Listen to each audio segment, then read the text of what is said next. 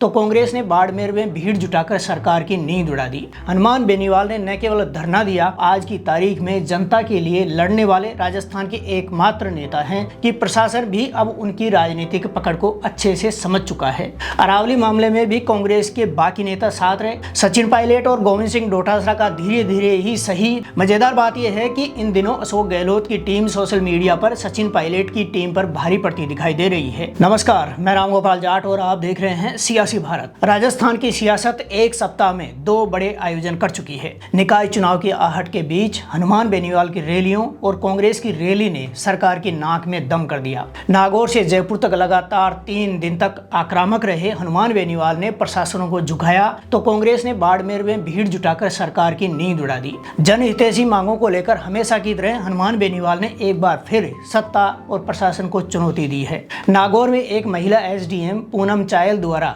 जेके Lakshmi cement factory को अवैध रूप से 14,000 बीघा सरकारी जमीन आवंटित किए जाने के मामले में हनुमान बेनीवाल ने न केवल धरना दिया बल्कि लगातार 3 दिन तक आंदोलन किया और जब प्रशासन ने उनको किए वादे पूरे नहीं किए तो तीसरे दिन सीधे जयपुर कूच कर दिया। यह कोई मामूली प्रदर्शन नहीं था बल्कि सीधे तौर पर सत्ता में बैठे भ्रष्ट अधिकारियों के गालों पर जोरदार तमाचा था। ऊंची सतह पर सीमेंट फैक्ट्री को हजारों बीघा जमीनें देने और बजरी माफिया के खिलाफ उनका आंदोलन साबित करता है कि हनुमान बेनीवाल केवल नागौर के सांसद नहीं है बल्कि ईमानदारी से देखा जाए तो आज की तारीख में जनता के लिए लड़ने वाले राजस्थान के एकमात्र नेता हैं जो सरकार से अपनी मांगे मनवाने के लिए दिन रात एक कर देते हैं।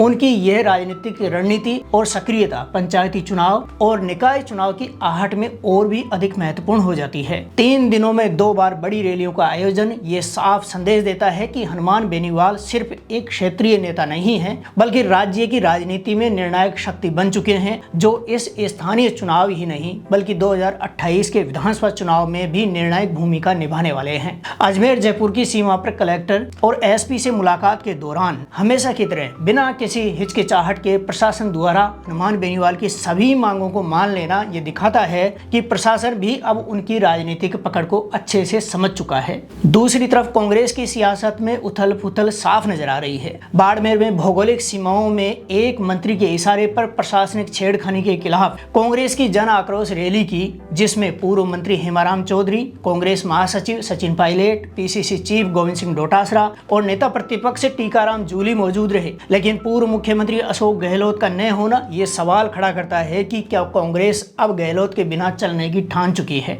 अरावली मामले में भी कांग्रेस के बाकी नेता साथ रहे लेकिन गहलोत ने अलग रास्ता अपनाया था जिससे साफ संदेश हो गया है कि गांधी परिवार के इशारे पर राजस्थान कांग्रेस ने धीरे धीरे गहलोत से दूरी बना ली है। 3 बार मुख्यमंत्री रहने के बावजूद राजस्थान की सत्ता संरचना अब अशोक गहलोत के लिए चुनौतीपूर्ण होती जा रही है। सचिन पायलट और गोविंद सिंह डोटासरा का धीरे धीरे ही सही दिशा में बनता गठजोड़ और टीकाराम जूली का समर्थन अशोक गहलोत की स्थिति को कमजोर कर रहा है। कांग्रेस आलाकमान के अलावा राज्य स्तर पर युवा और महत्वाकांक्षी नेताओं का बढ़ता प्रभाव ये दिखा रहा है कि कांग्रेस के अंदर नए समीकरण गहलोत को पीछे छोड़ चुके हैं। अरावली बचाओ मामले में कांग्रेस के तमाम नेता एक साथ थे जबकि गहलोत सोशल मीडिया पर अकेले ही सरकार पर निशाना लगा रहे थे। मजेदार बात यह है कि इन दिनों अशोक गहलोत की टीम सोशल मीडिया पर सचिन पायलट की टीम पर भारी पड़ती दिखाई दे रही है।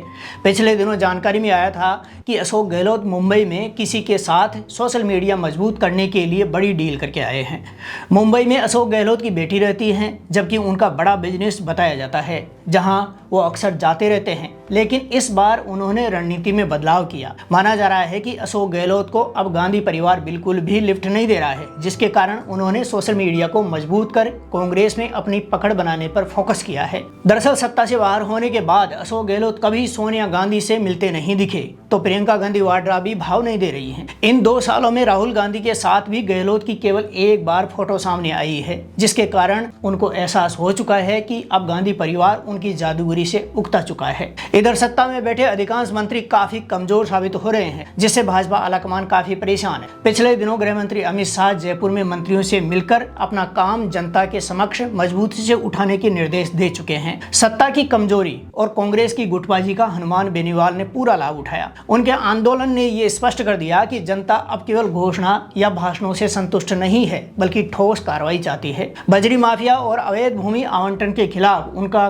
कड़ा रुख ये दिखाता है कि अब जनता के मुद्दे केवल राजनीतिक बयानबाजी का विषय नहीं रह सकते। जयपुर कूच और नागौर रैली ने ये साफ संदेश दे दिया कि हनुमान बेनीवाल पश्चिमी राजस्थान से अपनी सियासी धमक दिखा रहे हैं। कांग्रेस के भीतर गहलोत की कमजोर स्थिति और पायलट डोटासरा के सक्रिय हस्तक्षेप से ये साफ हो गया है कि पार्टी का नया शक्ति केंद्र अब पुराने नेताओं से हटकर युवा और महत्वाकांक्षी नेताओं की ओर बढ़ रहा है। ये केवल रणनीतिक बदलाव नहीं बल्कि गहलोत की सियासी छवि पर सीधी चोट है। हनुमान बेनीवाल का बढ़ता प्रभाव इस अंतर को और स्पष्ट करता है। प्रदेश की राजनीति अब स्पष्ट तौर पर दो धड़ों में बढ़ चुकी है। एक और हनुमान बेनीवाल की सशक्त उपस्थिति और उनकी रैलियों में नया राजनीतिक परिदृश्य बनता दिखाई दे रहा है, जबकि दूसरी ओर कांग्रेस के भीतर गहलोत पायलट डोटासरा का असंतुलन और केंद्रीय नेतृत्व की रणनीति गहलोत की पकड़ को कमजोर करती दिख रही है। लगातार 1.25 साल तक अपनी ही सरकार के खिलाफ मुखर रहने वाले कृषि मंत्री किरोड़ी लाल मीणा की अचानक और रहस्यमयी चुप्पी ने साबित कर दिया है